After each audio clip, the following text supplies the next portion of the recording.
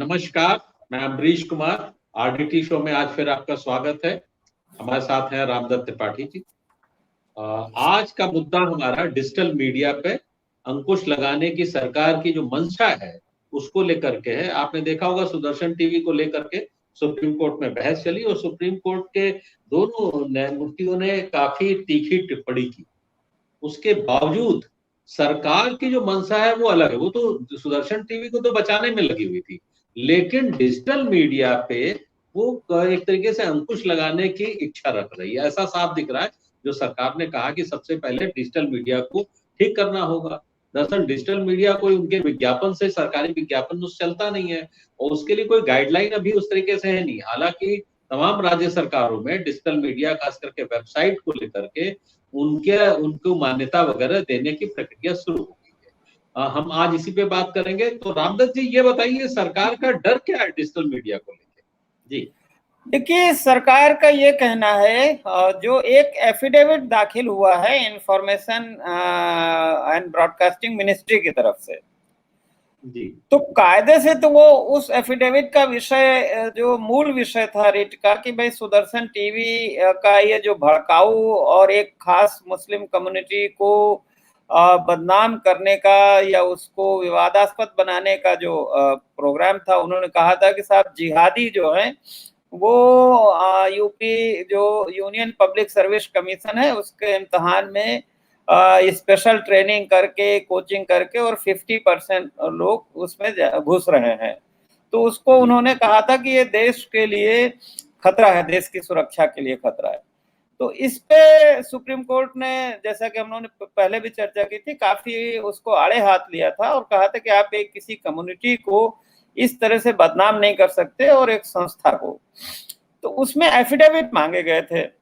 तो सुदर्शन टीवी ने तो अपने एफिडेविट में, जाहिर है कि उनके जो वकील हैं श्याम दीवान, उन्होंने ये कहा कि साहब ये हमारा मौलिक अधिकार है स्वतंत्रता का, और पहले कोई इस पे सेंसरशिप नहीं लग सकती, प्रतिबंध नहीं लग सकता। सुप्रीम कोर्ट ने अस्थायी लगा रखा है और उन्होंने कहा ये खोजी पत्रकारिता है और सुरक्षा है और हमारा अधिकार है।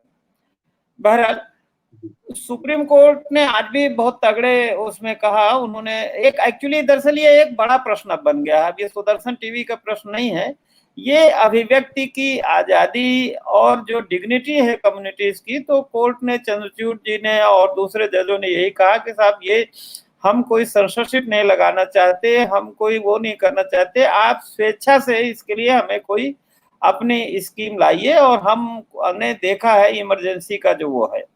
अब उसमें जो नया फ्रंट खोल दिया जिसका जिक्र आपने किया, वो केंद्र सरकार ने अपने एफिडेविट से उन्होंने कहा कि साहब प्रिंट मीडिया के लिए ऑलरेडी रेगुलेशन है, इलेक्ट्रॉनिक मीडिया के लिए भी रेगुलेशन है। आपको बताते चलें कि इलेक्ट्रॉनिक मीडिया का अभी जो कोई इंडिपेंडेंट अथॉरिटी नहीं है, जैसा कि तमाम देशों में है, ब्रिटेन में और जगह। भारत सरकार का सूचना मंत्रालय ही लाइसेंस देता है और वही जो कोड ऑफ कंडक्ट है उसको इम्प्लीमेंट करता है।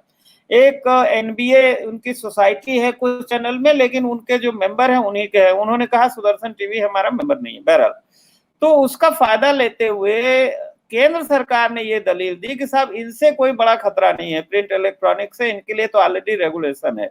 उनका कहना था कि साहब ये डिजिटल मीडिया जो इतनी वेबसाइट्स आ गई हैं और बाकी सारा ट्विटर है, व्हाट्सएप है, यूट्यूब है, तो उनका कहना है कि इसके जरिए बहुत जल्दी कोई भी सामग्री प्रसारित हो जाती है और उसको कंट्रोल करने का कोई मैकेनिज्म नहीं है। तो केंद्र सरकार ने कहा कि आप ये टीवी का तो छोड़ दीजिए बहस, यानी सुदर्शन टीवी को तो आप छोड़ दीजिए।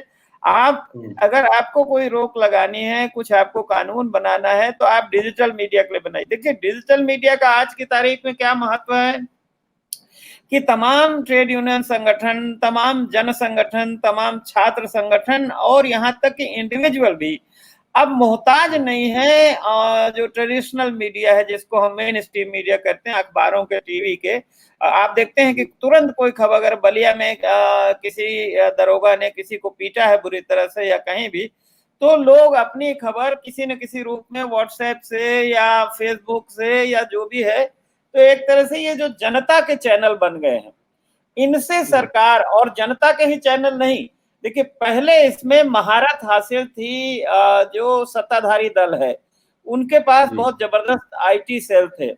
अब क्या हुआ है कि दूसरी पार्टियों ने भी, कांग्रेस ने और पार्टियों ने, सब ने अपने आईटी सेल बना लिए हैं, सब ने अपनी वेबसाइट बना लिए हैं, सब ने अपने फेसबुक अकाउंट बना लिए हैं और सब सुबह से ही ट्वीट करना चालू कर देते हैं। तो सरकार चाहती है कि किसी न किसी तरह इसको रेगुलेट किया जाए। आप कुछ कहना चाहते हैं?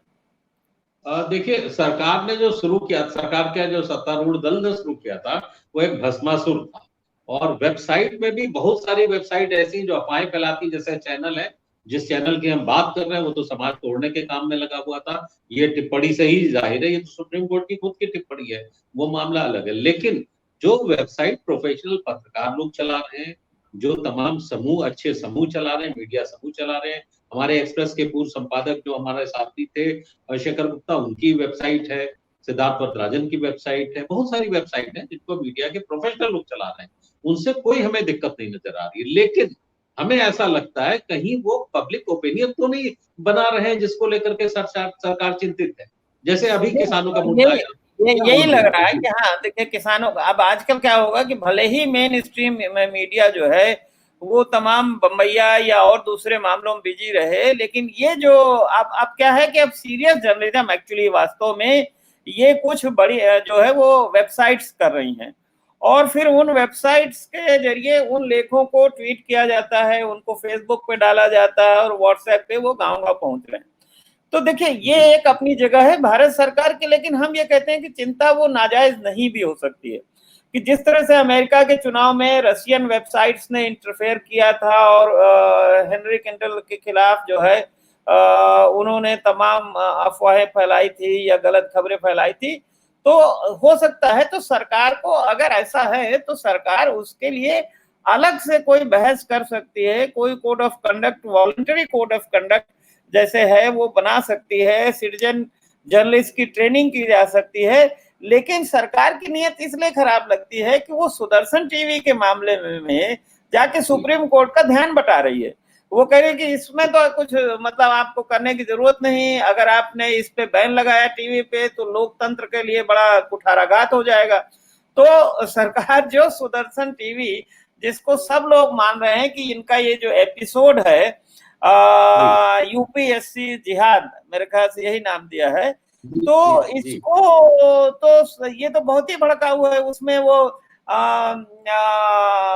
हरी हरी टी शर्ट पहन के और इस तरह से वो भड़काऊ कि मतलब वो ये दिखा रहे हैं कि भाई जितने भी पब्लिक सर्विस कमीशन से या जितने भी सिविल सर्विस में ये कहा कोर्ट ने, जजों ने कहा कि भाई आप ऐसा प्रोजेक्ट कर रहे हैं कि जो भी पब्लिक सर्विस कमीशन से मुस्लिम कम्युनिटी का आदमी सिलेक्ट हो रहा है वो जिहादी है, आईएसआई का मेंबर है।